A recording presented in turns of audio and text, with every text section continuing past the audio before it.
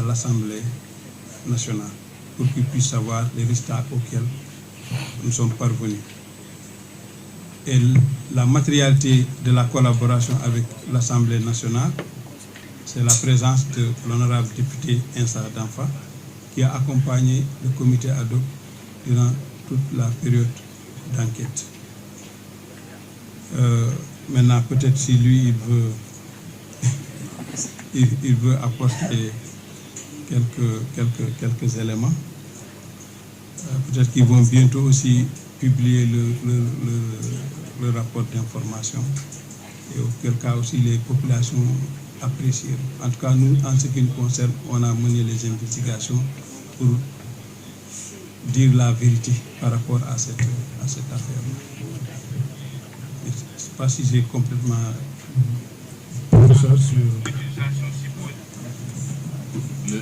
Monsieur le ministre l'a rappelé au départ, le comité ad hoc travaille indépendamment de ce que l'IAF, l'inspection des affaires administratives, fait. Ils ont fait une enquête. Et nous, on a fait indépendamment cette enquête. Et c'est tous les deux là qu'on donne aux autorités.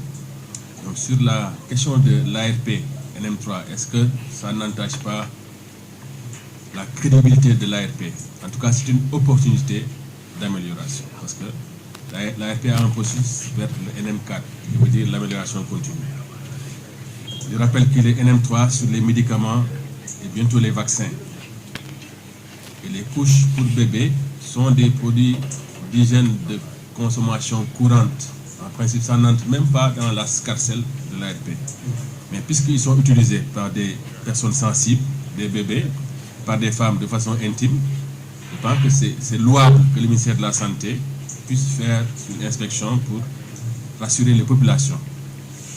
Même si le référentiel n'est pas là, donc c'est la faiblesse juridique, c'est louable qu'on s'intéresse à un produit qui peut impacter, entre guillemets, la santé. Donc, l'ARP NM3 a fermé, a arrêté une usine de fabrication de médicaments suite à ces mêmes inspecteurs, ces constats des mêmes inspecteurs. Personne ne l'a entendu dans la presse. L'ARP a géré des questions qui ont entraîné des situations plus graves sur le plan sanitaire. Ici au Sénégal, cette année, sur la pharmacovigilance, personne n'a entendu parler de ça. Donc l'ARP vraiment est outillé pour gérer la sécurité sanitaire des produits de santé et des produits connexes. Mais pour ce cas d'espèce, c'est un produit qui n'est pas dangereux du tout. On parle de risque sanitaire, mais le risque c'est quoi? C'est le danger intrinsèque qui est dans le produit, mutué par l'exposition.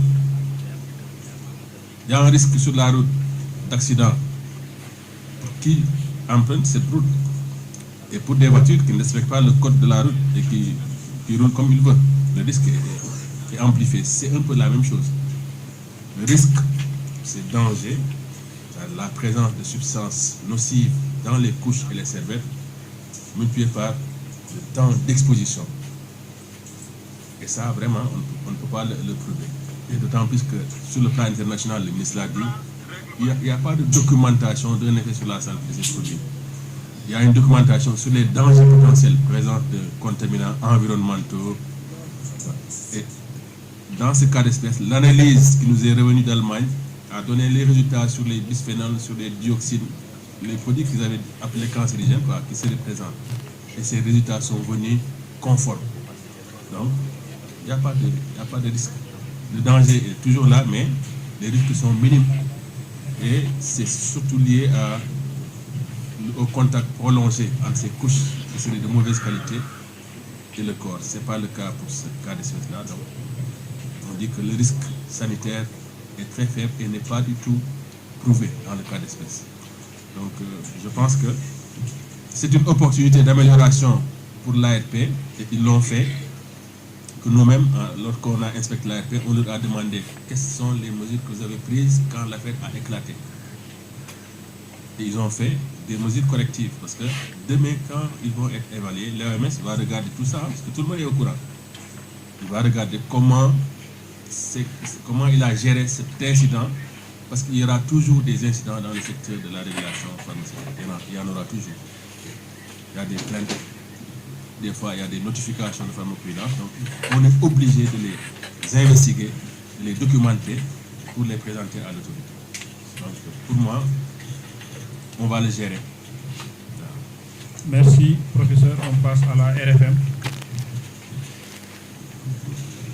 Bonjour tout le monde, c'est Kalimata, je suis journaliste à la RFM. Monsieur le ministre, l'affaire Softcare a créé un climat de l'état au sein de l'agence, notamment à l'ARP, à votre niveau. Qu'est-ce que vous avez décidé de faire? Est-ce que vous aussi, vous avez décidé de recevoir ces travailleurs pour des concertations? Merci. Je voudrais qu'aujourd'hui qu'on parle beaucoup plus de l'affaire Softcare pour que le message passe auprès des populations et je ne veux pas que mon message soit un peu peut-être contaminé par une autre affaire syndicale sur laquelle nous sommes en train de réfléchir et nous apporterons, Inch'Allah, des réponses. Mais dans l'administration, je voudrais dire, ne s'administre pas en public. Donc il y a le devoir de réserve, mais l'assurance que je voudrais donner par rapport aux revendications des syndicats, il est suivi par le directeur des ressources humaines au niveau du ministère de la Santé. Le dialogue est maintenu, mais il faut aussi savoir que l'ARP est aussi une agence autonome qui a un conseil d'administration, que les discussions se mènent d'abord dans le cadre de ce conseil d'administration. Une fois que le conseil d'administration est dépassé, on peut demander l'arbitrage du ministère de la Santé. Parce que même en termes de salaire, ils sont autonomes par rapport au ministère de la Santé. Donc, il ne faut pas qu'on fasse l'amalgame. Aujourd'hui, je voulais qu'on parle clairement de l'affaire Softcare. Je ne veux pas traiter aucune autre question que l'affaire Softcare. Merci. Rien que Softcare. Le suivant, c'est qui? Télé Canada.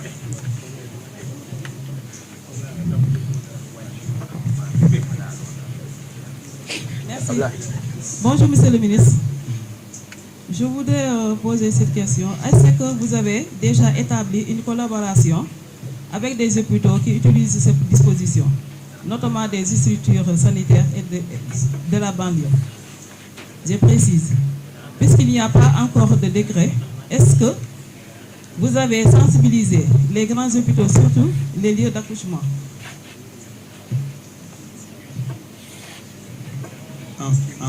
En fait, madame, j'ai du mal à comprendre le sens de votre question.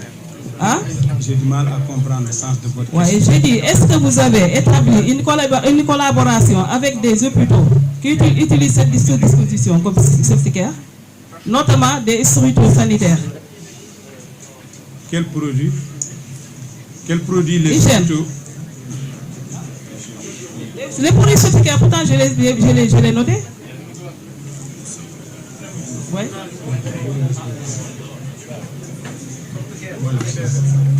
Merci madame pour la question.